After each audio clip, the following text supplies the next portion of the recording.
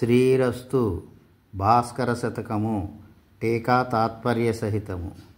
శ్రీగల భాగ్యశాలి కడు జారగవత్తురు తారుదారే దూరాగమన ప్రయాసమున కాదట నూర్చి అయిన నిల్వనుద్యోగము చేసి రత్న నిలయుండని కాదే సమస్త వాహినుల్ సాగరు జేరుటెల్ల మునిసన్నుత మద్గురుమూర్తి భాస్కరా.